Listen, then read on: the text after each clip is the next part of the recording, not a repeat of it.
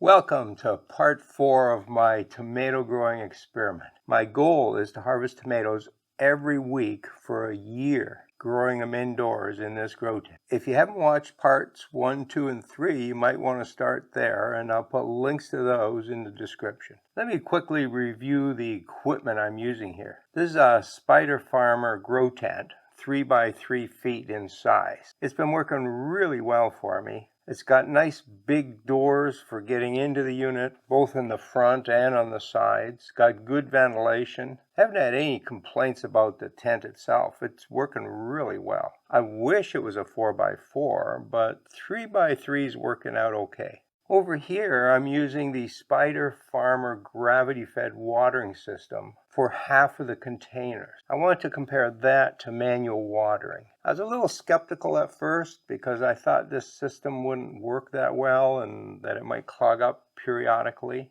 But I've had zero problems with it and I really like it. I fill up the reservoir maybe every 2 weeks and then just forget about it. This side is hand watered and I have to come in every 2 days and water here. So I really like the gravity fed system. And it would be great if you're going away for a couple weeks with no one watching the plant. The heart of the system is the Spider Farmer G3000 LED light system.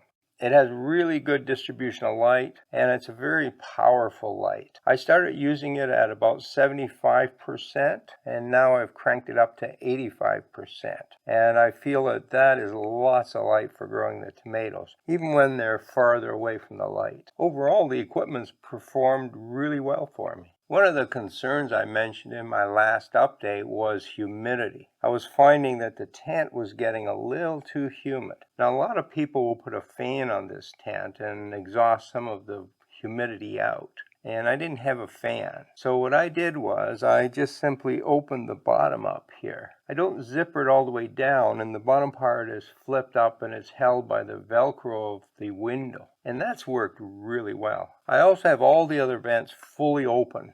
And by running it this way, I have no humidity problem. The temperature inside, while the light's on, is a little bit warmer than outside, but it doesn't get super hot, and I don't notice any humidity in there. So that's worked well. What about the plants? For those who've watched the earlier parts of this, you realize that I'm experimenting here. I've never grown tomatoes in a grow tent, although I've grown them outside every year for some 45 years. The grow tent is new to me. So I started out with some Sweet 100s, which is my all-time favorite plant, and they've done okay, but I've had some problems. You might remember that one of the plants just never grew correctly, and I'm pretty convinced it was a genetic issue. I finally took that plant out because it just wasn't producing well. The other one has done really well, but I have noticed that the cherry tomatoes growing inside the tent are a little smaller than what I get out in the garden. Now that's not a total surprise to me, but my purples are doing much better. So I also have 2 pots of the new GMO purple tomato.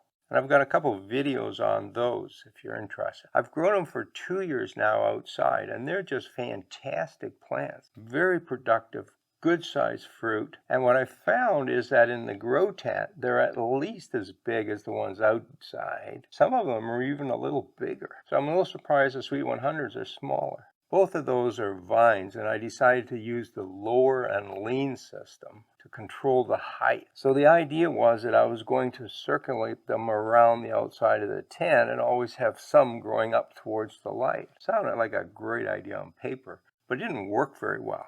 The stems got too large and too stiff, and so I only made it around halfway. So then I decided, well, I'll top the plants. I mean, they can't grow any taller than the lights, because once they get really close to the lights, they just burn. So I topped them and started growing sucker. And that's actually worked really well. The problem with that idea is that I have suckers growing all over the place, and the whole system got really congested. So I'm not totally happy with that solution, but it does work and it's produced a lot of fruit. All right, so it was time to try another approach. So I thought, well, I'm going to grow some determinate tomatoes. Now, some of you had made that comment on the videos, is I should use determinants because they stay smaller. So I had some seeds from Tiny Tim. I planted them and stuck them in here and started growing them. But the plants grew tall and spindly. Whenever I've grown Tiny Tims in the garden, I've generally bought the plants and they grow nice and compact. These aren't those, so I'm not sure what these are, but I don't think they're Tiny Tim. Anyways, they're not growing great. They're not overly productive, so once the fruit is all finished on those, I'm going to weed those out. I also got some seed from a friend of mine, and this is a new variety that we had in the Guelph trial garden this past year. It's called Divinity. They make larger fruit. They're quite compact. They grow to 2.5 feet tall. They're supposed to be very productive, and they're late blight resistant, which could be a real benefit to me. So I started a couple of those, and in fact what I did was I put one plant out front here, and then I added another grow bag. So I now have 5 grow bags, and the new one that I added also got a Divinity plant. And those plants have grown really well. And the tomatoes are really good size. They've slowed down a bit in their flowering now, so I'm anxious to see whether they will continue to grow. Something that most gardeners don't understand is that the way gardeners define determinate tomatoes is wrong. There's really no such thing according to their definition. Now, botanists define it differently, and there are determinate tomatoes. But what they do is they grow to a certain size, flower and fruit, and then a side branch grows to a certain size, flowers and fruits, and a side branch grows, and so on. And they'll grow all summer long. They don't stop producing. So I'm hoping that's what the Divinities will do. Although right now the number of new flowers is kind of low. That could also be a result of the fact that there's so many side branches up here that it's shading the Divinities, which are down here. Only time will tell. Another little experiment I tried was to notch the stem. So I figured, okay, the stems are now too long and too big. If I go back and notch them near to the point where they're entering the soil, and I grow a new side shoot there, I have a new plant and I can cut the old part off. So the way you do this is you actually cut into the stem right above a joint. And that joint is supposed to sprout, make roots and new shoots and start growing.